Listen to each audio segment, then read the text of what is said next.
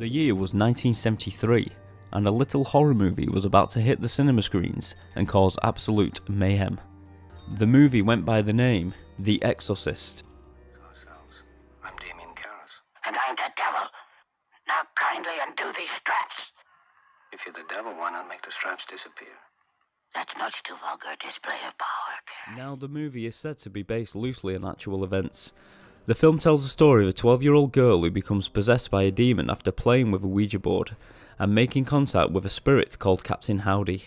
Once the movie was released, the audience flocked to see it, and that's when the negative reports started to come in. Apparently, people found the movie so disgusting and disturbing that there were reports of people actually collapsing and vomiting, and even more disturbing, people were having miscarriages and even heart attacks in the cinema. A lot of people believe that the movie itself was evil and should not be seen by anyone and should be banned. People of course still wanted to see the movie and queued in long lines in the freezing weather, as members of the church walked the lines urging people not to go and see the movie. In fact, I believe it was released briefly in the UK in the 80s on VHS, and then it was quickly taken off sale until its DVD release in 1999. And to be honest, it's not surprising, although nowadays the movie probably doesn't seem that graphic compared to some of the horror movies we see today. There were many disturbing scenes, including the possessed girl using foul language, urinating on herself, the scene where her head spins all the way around, and of course the masturbation scene with the cross, which still to this day is quite disturbing to watch. And as I stated before, the reason for the possession in the film was all because the main character, Regan, played with a Ouija board and invited in the demon, Captain Howdy. I mean, if the Ouija board was ever looked upon in a negative fashion in the past, after the release of this movie, it was now 10 times worse. Suddenly, the Ouija board went from being a mystical board game to an evil contraption of dark forces and a doorway to demonic evil, if that's how you see it. Another reason that the board was now seen in this light was due to the Exorcist movie apparently being based on actual real events that actually happened to a young boy in Maryland in 1949 who had been introduced to the Ouija board by his aunt, who was a fan of spiritualism. The boy's aunt died shortly after introducing him to the Ouija board, and apparently that's when the boy became possessed. William Peter Blatty, the author of The Exorcist, claims he took the info from this case, changed the characters, and built a story around the facts for his 1971 book. In the story, the boy's name is Roland Doe, although this is a pseudonym. He's also been named Robbie Mannheim. Now, as I said before, the story is said to be based on true events, and I think it's a perfect way to end today's episode by retelling the story that probably is responsible for giving the Ouija board its connection with demonic possession and evil intent. And in the story, I will be referring to the boy as Roland. As I said, it was 1949. Roland's grandmother, who introduced him to the Ouija board, had just passed away. This is when the possession started to take hold. The boy was only 14 years old.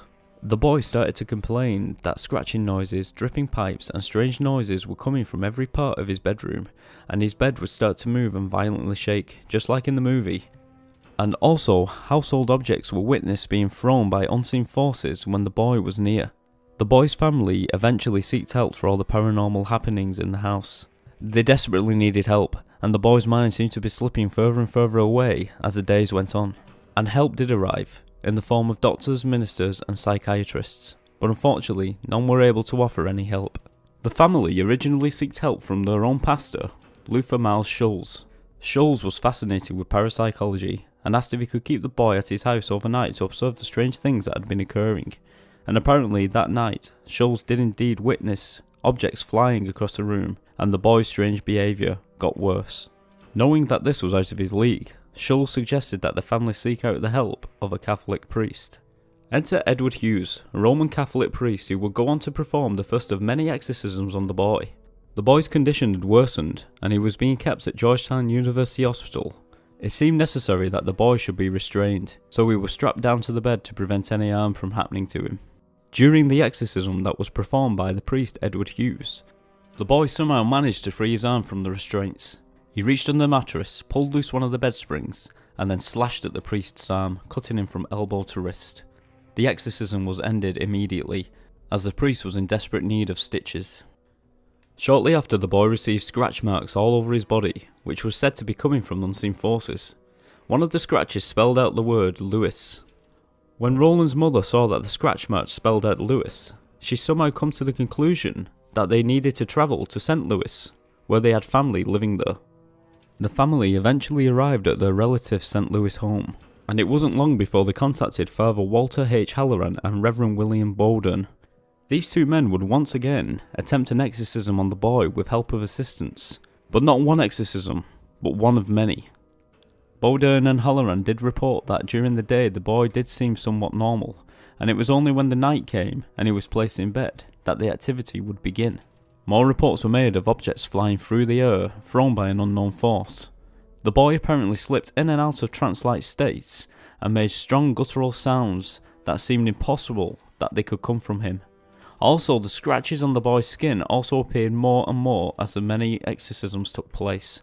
This also included a scratch on the boy's thigh in the shape of a pitchfork, and the shape or letter X on his chest, possibly a Roman numeral. This led many to believe that the boy was being possessed by not one demon, but 10. The exorcism continued, but it seemed no positive outcome was showing.